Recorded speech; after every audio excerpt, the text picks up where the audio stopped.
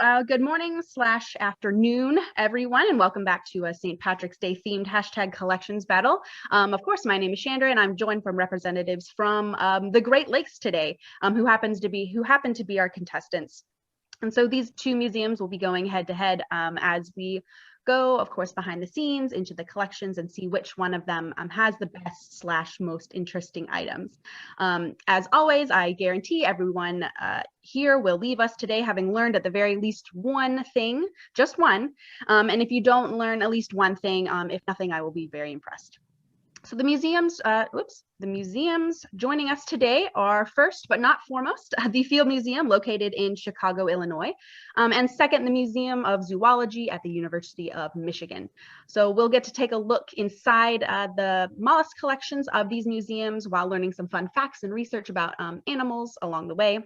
And of course, mollusca is the second largest phylum of invertebrates and contains things like snails, slugs, clams, octopus, oysters. All right. And of course, this is how this game works. Our game is modeled after the Twitter hashtag curator battle event as a fun way to keep collections alive on social media with kind of a weekly competition between during COVID times, because of course COVID times call for COVID measures. And one week happened to be the best museum bum, of course, where collections from all around the world sort of found and took photos of the best bum within their collections and proceeded to show it off on social media. So today I'm going to have our collections do exactly that. I'll give them a theme and send them off into their respective collections to find something matching that theme. And while they're off sort of finding their items, I'll be talking about what I thought were some interesting and fun flora and fauna to go with that particular theme. And once they're back, they'll show us their objects and explain why they chose them. But keep in mind, I don't know what they're going to choose, and I don't know what each other has chosen either. And with that, so let's go ahead and meet our contestants. All right, so here with us today, here with us today from the Windy City is Johann Gerber from the Field Museum. He got a master's degree from Freiburg and from the University of Freiburg and a PhD from the University of Munich. As a lifelong aficionado of mollusks, he started at the Field Museum in 1999 and continues there today as the invertebrate collections manager. And of course, on the other side is going to be Tom Duda. Let me move you over.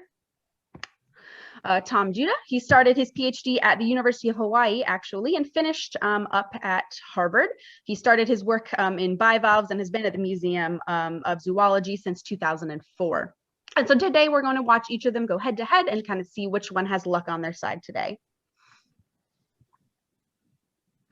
All right, so because this event is St. Patrick's Day themed, the themes and of course some trivia today are going to be of course about Ireland and the traditions surrounding St. Patrick's Day.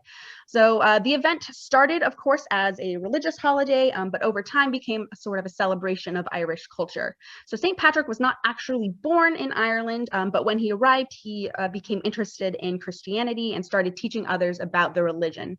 He is said to have converted many of the country's residents to Christianity, and now St. Patrick's Day is supposedly celebrated on the day that he died. So according to legend, St. Patrick used the 3-leaf clover or the shamrock for teaching the idea of the Holy Trinity.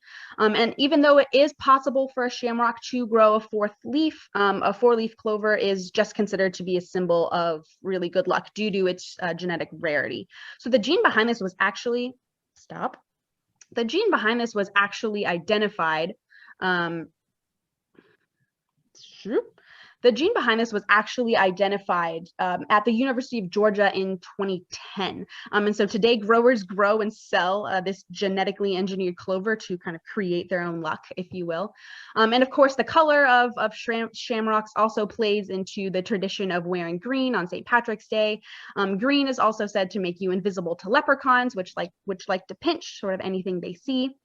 The color associated with Ireland actually used to be blue because before the 1600s, Ireland was under British rule. Henry VIII was king and their flag was blue.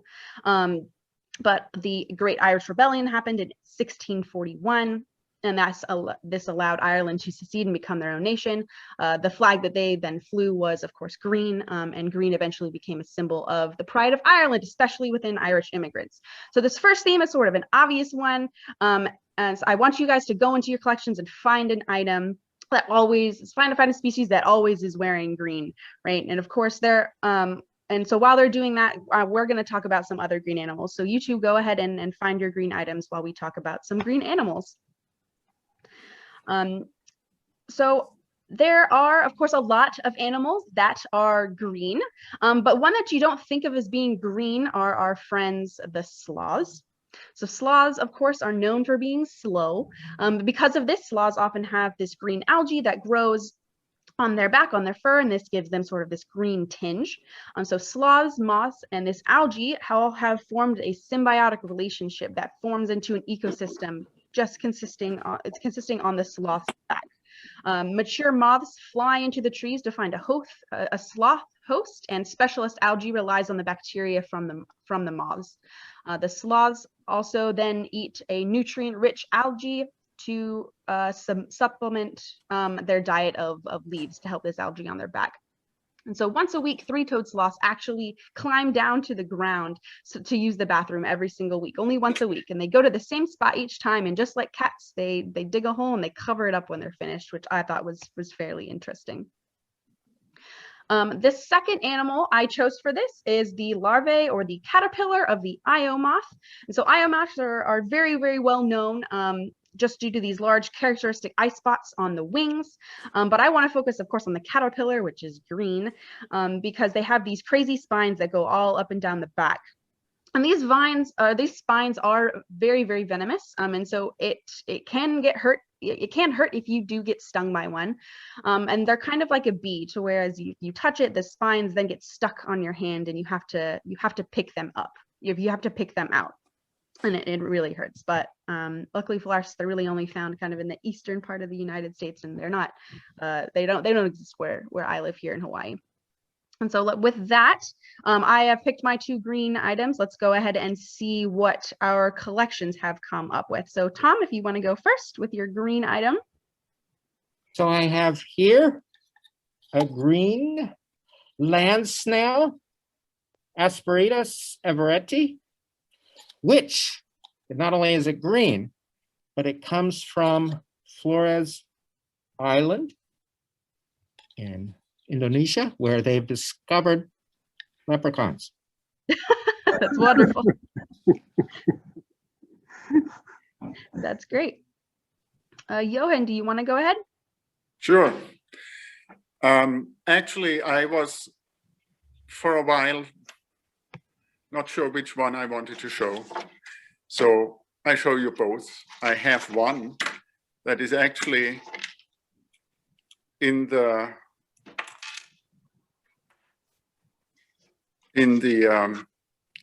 within the theme of our TCN, because it's from Hawaii.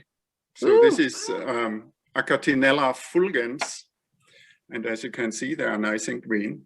However, I have to say that they are not all green. So these 5 are from a green population. There are other populations that are brown with stripes and so on, but there is one morph in there that is green.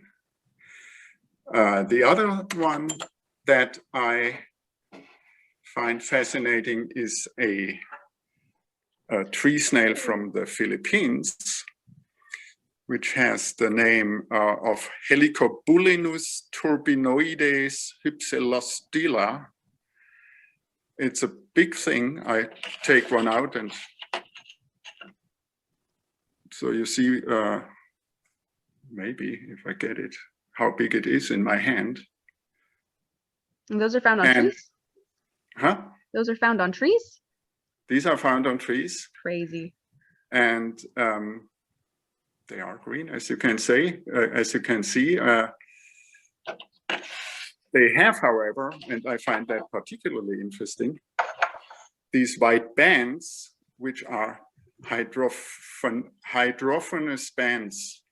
So that means where is my Q-tip? Here. when they get wet, these bands, which I'm doing now, when you wet them, you see in the middle there, I made it wet, and the band disappears. As it dries, it will reappear.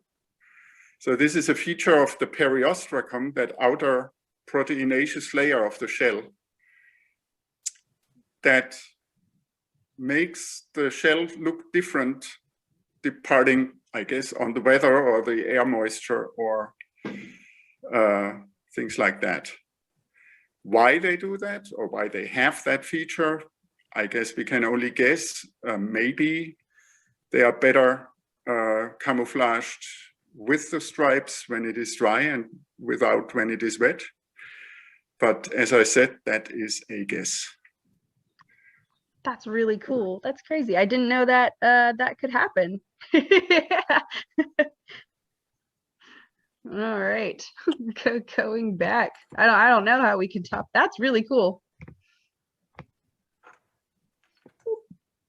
All right, moving on to our next item, our next theme. So, go on. So in order to get some background for this next theme, let's go back to Ireland.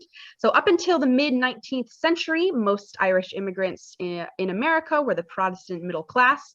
And when the Great Potato Famine hit Ireland in 1845, close to 1 million Irish Catholics began pouring into America to escape starvation. The infestation was caused by a water mold that ruined up to a half of the potato crop that year, and up to about 3/4 of the crop over the next 7 years. So the potato famine resulted in the death of roughly 1 million Irish from starvation and related causes, with at least another million forced to leave Ireland as refugees. And of course, each year, millions of dollars are spent keeping pests and invasive species away from crops to prevent things like the Irish potato famine from happening. And so that's going to be the topic for this theme. For this group. So please, if you two would go find me a specimen that is considered an agricultural pest. And while we'll talk about a couple interesting pests that I have found. So this first one might be one that you all are familiar with, and it is a bug called the leafhopper.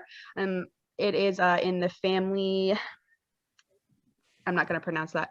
There are many different varieties and species from this family, and they're interesting because they have various host associations with different plants, and they also uniquely produce these little tiny microscopic granules that are called brochosomes. And the bugs put these brochosomes on their body surface and on their eggs. And these brochosomes are hydrophobic, so they keep moisture away from the eggs and away from the cuticle of the insects and keeping them dry. So they cover themselves with these things after each molt, and this process is actually called anointing. So after each molt, they produce these things, they anoint themselves with these brochosomes. And the shape and sculpture of these microscopic brochosomes vary between species. So that is a way that scientists can use these brochosomes to tell species apart. Secondly, is a vine called the kudzu vine.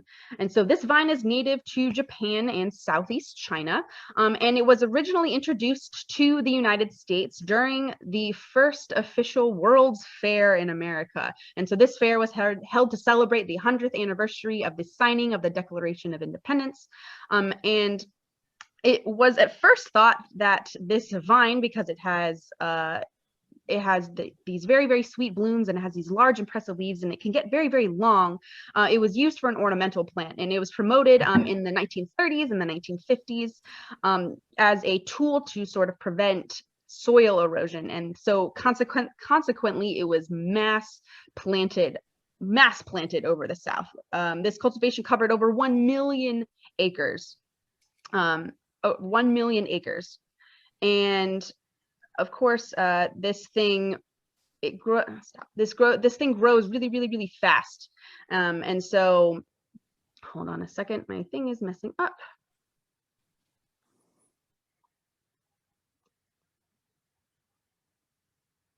There we go. So this thing grows really, really fast, and things kind of quickly got out of hand. And so it overtakes kind of anything and kills anything in its way. It kills all other flora and foliage because of how big it gets, and with all the shading, it takes all of the sunlight away from other plants. This vine also became a problem weed in Vanuatu and Fiji, because the United States Armed Forces introduced it into these areas so they could use it as camouflage during World War II. So those are the two kind of interesting species that I picked for this theme. So let's go over to Johan. Johan, what have you got for us on the agricultural pest front? Whoops. I have decided not to, do you see anything? I only see your, oh yeah, here you go. Not to go with the low-hanging fruit and say the African snail, the giant African snail. Instead, I thought I choose an apple snail. In this case, put one out here. In this case, it is, where is it? It's called Pomacea canaliculata. And here it is. I chose this one. We have a bunch of them, but almost a drawer full of them. They have become an invasive species over much of Southeast Asia, Hawaii, among other things, also the United States in parts. And I think even Europe has had an invasion in Spain, I read. So it is really a major pest. And let's talk about, well, first let's say where they come from. They are originally from South America, from mostly Argentina and Uruguay, and have been transported for various reasons across the world. Some people think that they were transported to some places as a food item because several ethnicities like to eat these things. Some infestations may go back to the aquarium trade because they are sold as items that you can have in your aquarium to clean your the algae of your glass. And certainly in many cases they were carried around by humans who kind of brought crops from one place to another, and there were little apple snails in there. And so they got around. So now these are operculate aquatic snails. I show an operculum here. If I here, so here up here, the brown thing on the label. What is my camera doing here? That brown thing on the label, that is the operculum that is attached to the back end of the foot, with which the snail can kind of close the shell like with a trapdoor. And that obviously helps them to avoid predation, but also makes them hardier when it comes to survive droughts, for example. So let's talk about the apple snails in Hawaii. They were first found in Hawaii in 1989 and have spread to various islands since then. They're a major agricultural pest in obviously water-based agriculture that is mostly taro and also rice. And in the case of taro, they eat into the corm, which is the kind of the starchy, thick part that is actually the crop that people want to harvest. So they eat the corm bee also, even if they don't eat it completely, they allow pathogens to get into the corm and make it useless for human consumption. In addition to that, they are carriers of varieties of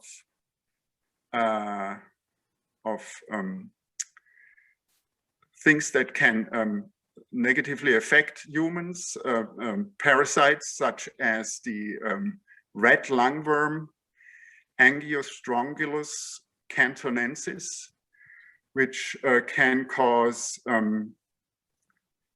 the eosinophilic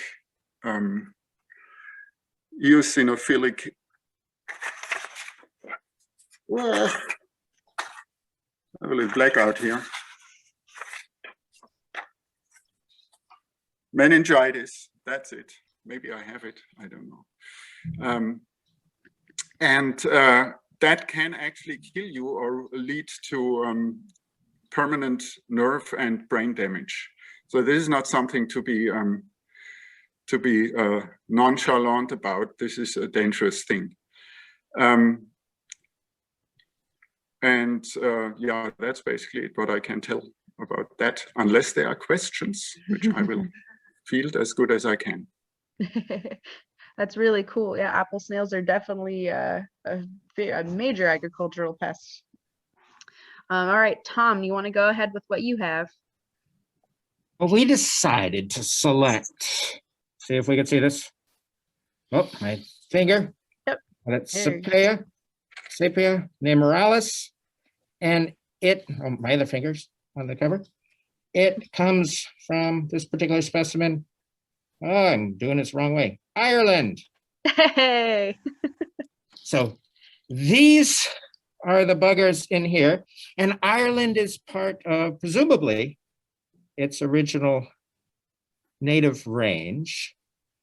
But this is a species of land snail that was introduced to North America, what, about 120 years ago?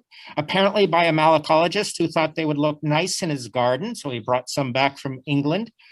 Since then, they've been brought over in a variety of different plants. So I'll bring these specimens up so you just don't have to see me the whole time. They are beautiful little snails with these bands on them.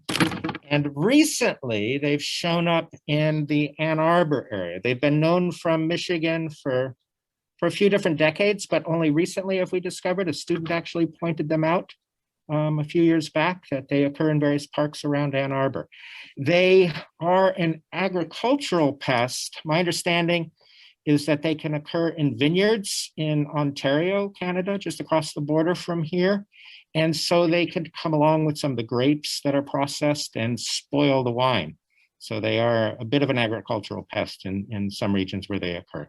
Otherwise, they seem rather innocuous. They're not transmitting any crazy parasites like the Pomatians that Jochen has shown us.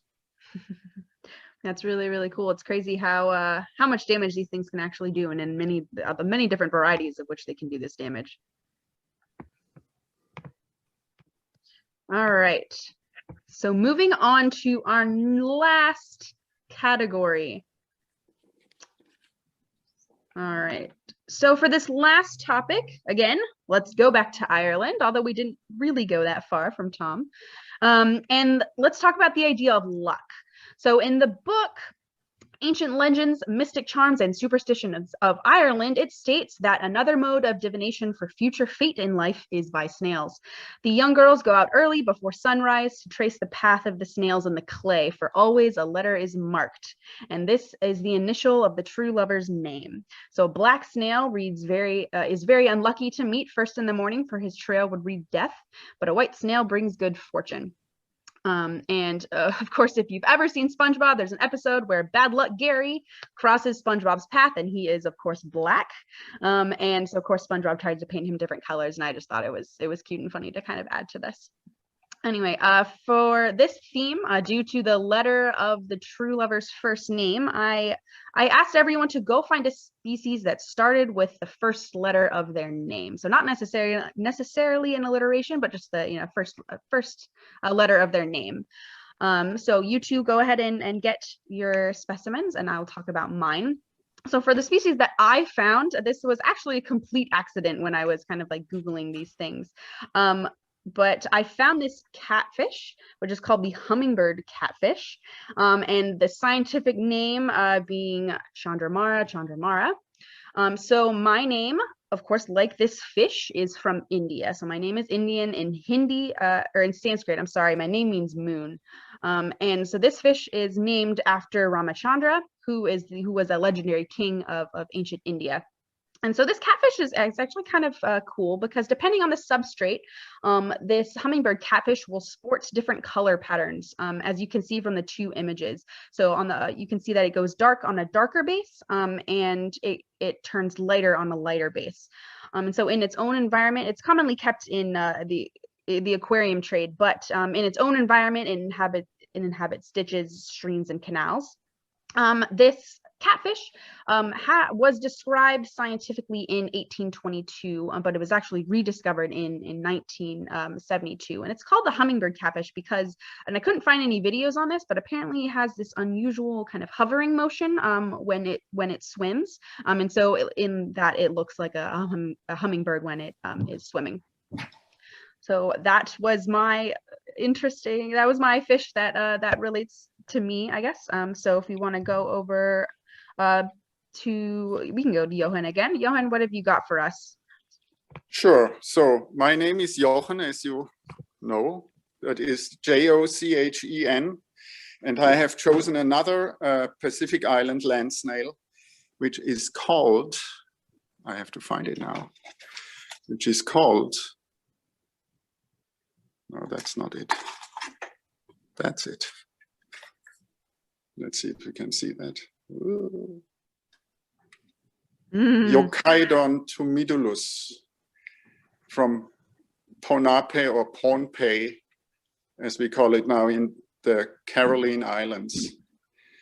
And this is a little fellow. See if I can show you that.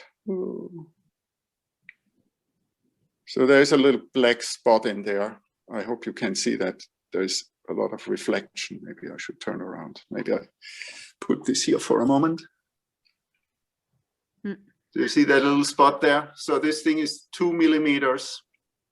And because you can't really see it, I brought you an illustration of it from Alan Solem's work. So this is how it looks enlarged. And you see too that it has a lot of folds and teeth in its aperture, which is a rather characteristic feature in many land snails all over the world, but especially in the Pacific Islands, where most of the Endodontidae and many of the Chiropidae, and this is a Chiropidae species, have these lamellae that narrow down the aperture. So the snail obviously is squishy and has no problem getting in and out. While the predators, such as insects and insect larvae, have a hard exoskeleton. So they have a problem getting into that narrow aperture. And so it's a predation prevention. And in fact, Alan Solem, when he described this genus,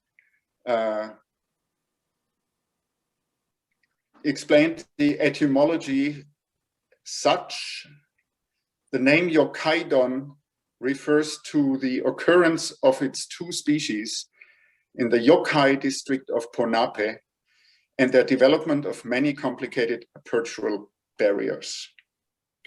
And another similarity maybe between this species and me is that the species on the right that I showed you, the specific epithet is tumidulus, which means a little swollen, which could be said about me in the middle of my body too. So that's what I have to tell you.